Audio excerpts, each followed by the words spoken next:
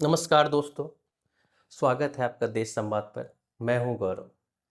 बिहार जिसकी मिट्टी में इतिहास की सुगंध है, ज्ञान का प्रकाश है और कला की अमर गाथाएं हैं, आज भी उसी गौरवशाली अतीत की परछाई में जी रहा है। हम अक्सर उस बिहार की बात करते हैं जहां भगवान बुद्ध, महावीर ने ज्ञान का संदेश दिया था, जहां चंद्रगुप्त मौर्य ने एक विशाल साम्राज्य की नींव रखी थी, जहां आर्यभट्ट ने शून्य का आविष्कार किया था। लेकिन क्या हम उस बिहार की बात करते हैं जो आज हमारे सामने है? क्या हम उस बिहार की बात करते हैं जो हमारे आसपास दिखता है? उस बिहार की जहां हर दिन संघर्ष की नई कहानियां लिखी जाती, जहां सपनों की फसलें सूख जाती हैं और नई उम्मीदें हर दिन दम तोड़ देती। विधानसभा चुनाव एक ऐसा अवसर होता है जहां हर राजनीतिक दल विकास के नए सपने दिखाता है, नए वादे करता है और पुरानी योजनाओं का महिमा मंडन करता है। अखबार के पन्ने रंगीन विज्ञापनों से भरे होते हैं और टीवी स्क्रीन पर बहसें चल रही होती। लेकिन क्या इन बहसों में, इन विज्ञापनों में उस असली बिहार की चर्चा होती है? उस बिहार की जहां शिक्षा के नाम पे टूटे फूटे स्कूल, जहां अस्पताल खुद बीमार है और जहां सरकारी व्यवस्था एक चक्रव्यूह बन चुकी है? शायद नहीं। हम एक ऐसे सिस्टम की आदी हो चुके हैं जहां हम अपनी समस्याओं पर सवाल करना भूल गए हैं। हम यह मान बैठे हैं कि यही हमारी नियति है। हम भ्रष्टाचार को, कुप्रशासन को और अवसरों की कमी को एक स्वीकार्य सच्चाई के रूप में मान चुके हैं। और यह सिर्फ सरकार को दोष देना नहीं है, यह हम सब का भी दोष है। जब सरकारें कुछ पैसे देकर या किसी योजनाओं का लाभ देकर जनता को खुश करने की कोशिश करती है, तो जनता भी उस क्षणिक लाभ को अपने भविष्य से कहीं ज्यादा महत्व देती है। यह एक दर्दनाक सौदा है जहां हम कुछ रुपयों के लिए अपने बच्चों की भविष्य को गिरवी रख देते हैं। हम यह भूल जाते हैं कि यह पैसा हमारे ही कर का पैसा है, जो कि हम डायरेक्ट और इनडायरेक्ट टैक्सेस के रूप में देते हैं। और इसका उपयोग एक मजबूत समाज, एक मजबूत अर्थव्यवस्था और एक उज्जवल भविष्य बनाने के लिए किया जाना चाहिए। इस चुनाव में हम एक नए लेंस से बिहार को देखेंगे। हम न सिर्फ नेताओं से सवाल करेंगे, बल्कि उन सब से सवाल करेंगे जो इस व्यवस्था का हिस्सा है। हम उन युवाओं की बात करेंगे जो गांव छोड़कर पलायन कर रहे हैं, उन किसानों की बात करेंगे जिनकी मेहनत का मूल्य नहीं मिल रहा है, और उन महिलाओं की बात करेंगे जो आज भी सामाजिक बंधनों में जकड़ी हुई हैं। हम इस बात पर चर्चा करें क्यों ऐतिहासिक रूप से एक उपजाऊ भूमि और इतनी बड़ी युवा आबादी होने के बावजूद बिहार आज भी पीछे है। हम कोई आदर्शवादी बातें नहीं करेंगे, हम कड़वी सच्चाई पर बातें करेंगे जो हमें असहज करेंगी, लेकिन जो जरूरी है। यह वीडियो एक आईना होगा जिससे हम सब अपना चेहरा देख पाएंगे। यह एक ऐसा मंच होगा जहां हम बिहार के दर्द और उसकी पीड़ को महसूस कर पाएंगे, और शायद इसी एहसास से बदलाव की एक नई शुरुआत हो सकती है। बिहार का एक अनकहा सच है। हम उसी बिहार के बारे में बात करते हैं जिसके इतिहास की गौरव गाथाएं करते हैं और उस पर गर्व करते हैं। पर क्या आप जानते हैं, जिस बिहार को आप देख रहे हैं वह सिर्फ आधा सच है। चुनावी मौसम में जब हर तरफ वादों की बहार है, तब मैं आपसे सिर्फ एक सवाल पूछना चाहता हूँ। क्या ये वादे, क्या ये योजनाएं, क्या ये नारे उस बिहार की समस्याओं को हल है जो हम रोज देखते हैं और जिसकी बात नहीं करते? यह वीडियो सिर्फ चुनावी चर्चा नहीं है, यह बिहार के उस दर्द को समझने की कोशिश है जिसे हम सबने अपनी जिंदगी का हिस्सा बना लिया है। यह एक सवाल है उस व्यवस्था से, उस समाज से और खुद उस जनता से जो अपने क्षणिक लाभ के लिए भविष्य का सौदा कर लेती है। शिक्षा, जो किसी भी समाज का नींव होती है, बिहार में खुद बीमार है। हम सब जानते हैं हमारे सरकारी स्कूल और कॉलेज की किस हाल में है। हम सब जानते हैं कि लाखों युवाओं डिग्री तो ले रहे हैं, पर उनके पास ज्ञान नहीं। हर साल लाखों छात्र बिहार छोड़कर कोटा, दिल्ली और बेंगलुरु क्यों जाते हैं? क्या हम कभी इस सवाल का जवाब खोजते हैं? हम चुनावी भाषणों में नए विश्वविद्यालयों की घोषणा पर तालियां बजाते हैं, पर कभी उन पुराने विश्वविद्यालयों की दुर्दशा पर बात करते हैं? यह वो सच है जो हमारे सामने है, पर हम जानबूझकर अनदेखा कर देते हैं।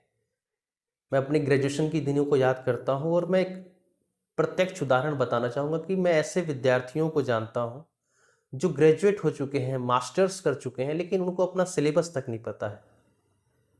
मैं बहुत उदास हो जाता हूँ यह सोचकर कि हम कैसे एक भीड़ को तैयार कर रहे हैं जिनके पास सर्टिफिकेट्स और डिग्री की भरमार है, लेकिन नॉलेज के नाम पे और स्किल्स के नाम पे कुछ भी नहीं है। यह एक सशक्त राज्य का सिंबल नहीं है। स्वास्थ्य हमारी सबसे बड़ी जरूरत। बिहार में सरकारी अस्पतालों की हालत किसी से छिपी नहीं है। एक छोटी सी बीमारी के लिए हमें या तो प्राइवेट क्लिनिक या दूसरे राज्यों में जाने को मजबूर होना पड़ता है। कोरोना काल ने हमें दिखाया कि कैसे हमारा स्वास्थ्य तंत्र कितनी आसानी से ध्वस्त हो सकता है। यह सिर्फ मेडिकल सुविधाओं की कमी नहीं, यह एक गहरी नैतिक कमी। क्यों हम इस बात को स्वीकार कर चुके हैं कि अच्छे स्वास्थ्य के लिए हमें पैसे खर्च करने होंगे। मैं बहुत आश्चर्यचकित होता हूँ कि लोग सरकारी शब्द जोड़ते ही उसको कमज़ोर समझने लगते हैं। सरकारी विद्यालय, सरकारी अस्पताल या फिर कोई सरकारी कार्यालय, जबकि वो आपके डायरेक्ट और इनडायरेक्ट टैक्सेस के भुगतान से ही वो उसकी व्यवस्था संचालित हो रही है। तो हमें उसके और अकाउंटेबल होना चाहिए, उससे और एक्सपेक्टेशन होना चाहिए कि इसकी व्यवस्था और अच्छी होनी चाहिए। रादर देन हम इसको कमज़ोर मानते हैं कि अच्छा सरकारी है तो कमज़ोर होगा, व्यवस्थित नहीं होगा। ये काफ़ी निराशाजनक है। बिहार की पहचान उसकी प्रतिभा आज भी पलायन में बह रही है। हमारे सबसे काबिल लोग रोजगार की तलाश में बाहर जा रहे हैं। क्यों? क्योंकि यहाँ उद्योग नहीं है, यहाँ रोजगार के अवसर नहीं है। हम हर चुनाव में पैकेज की बात करते हैं, पर क्या हम उन नीतियों की बात करते हैं जो रोजगार पैदा कर सकें? क्या हम उन युवा शक्तियों को सिर्फ सरकारी नौकरी के पीछे भागने को मजबूर करना पड़ता है? ये बहुत निराशाजनक है कि यहाँ के बच्चे अन्य राज्यों में जा रहे हैं। वहाँ पहले तो उस एग्ज़ाम को क्रैक करने के लिए जाते हैं, जैसे आईआईटी, जेईई और नीट के लिए कोटा, दिल्ली और तमाम बड़े शहर में जाते हैं। वहाँ की इकॉनमी को बूस्ट करते हैं, वहाँ रेंटल और फूड ग्रॉसरीज तमाम चीज़ों से वहाँ को बूस्ट करते हैं, वहाँ के एकोमोडेशन को बूस्ट करते हैं। और फिर जब कॉलेज मिलता है तो फिर किसी अन्य राज्य में ही जाते हैं, जैसे महाराष्ट्र, चेन्नई, दिल्ली। बिहार में ऐसी कॉलेज क्यों नहीं है जो बच्चा यहाँ रह के ही बेहतरीन और गुणवत्तापूर्ण शिक्षा पा सके, ताकि यहाँ की ही इकॉनमी बूस्ट हो सके, यहाँ के ही एकोमोडेशन की व्यवस्था बने, यहाँ पे होटल इंडस्ट्रीज बने, यहाँ पे कोचिंग सेंटर्स के चेन बने, ताकि लोग यहीं पर अपने आसपास के शहरों में जाकर एक व्यवस्थित और गुणवत्तापूर्ण शिक्षा पा सके। महिला सशक्तिकरण की बातें चुनावी नारों में बहुत होती है, पर क्या हम उन महिलाओं की बात करते हैं जो आज भी घर की चार दीवारी में कैद हैं, जो अपने शिक्षा और स्वास्थ्य के अधिकार से भी वंचित है? हम उस आधी आबादी की बात करते हैं जिसे राजनीति सिर्फ एक वोट बैंक की तरह देखती है, ना कि एक शक्ति के रूप में। मैं आपको बताना चाहूँगा कि जब भी चुनाव आते हैं तो वुमेन सेंट्रिक स्कीम लाए जाते हैं, जिसमें डायरेक्ट बेनिफिट ट्रांसफर डीबीटी करके महिलाओं के खातों में पैसे दिए जाते हैं, और ये एक आधी आबादी को वोट मोनोपोली और कैप्चरिंग के रूप में देखा जा सकता है, जिसमें आप उनको कंट्रोल करते हैं आर्थिक रूप से देखें, क्योंकि एक बड़ी आबादी काफ़ी आर्थिक रूप से गरीब है। तो वो उनके मन में यह होता है कि कुछ ना कुछ आ रहा है, तो बदले में वो उस आशा में आपको वोट देते रहते हैं। यह लोकतंत्र के लिए कितना निराशाजनक है, इस पर आप सोचिए। इस वीडियो का मकसद किसी सरकार या किसी पार्टी की आलोचना नहीं करना था। इसका मकसद आपको और मुझे आईना दिखाना था। यह सिर्फ चुनावी मुद्दा नहीं, यह हमारे अस्तित्व का सवाल है। हमें उस व्यवस्था पर सवाल उठाना बंद नहीं करना चाहिए जो हमें सिर्फ मुफ्त योजनाओं के लाभ का आदी बना रही है, हमें अपने अधिकारों के प्रति जागरूक नहीं होने दे रही है। जब अगली बार कोई नेता आपसे वोट मांगने आए तो उनसे पूछिए कि हमारे बच्चे बाहर क्यों पढ़ रहे हैं, हमारे अस्पताल क्यों बीमार हैं, और हमारे युवा का पलायन क्यों नहीं रुक रहा। इस चुनाव में उस नेता को चुनिए जो सिर्फ वादे नहीं बल्कि बदलाव की बात करे, उस बदलाव की जो हमारे जीवन को बेहतर बनाए, ना कि सिर्फ हमारे जेब को।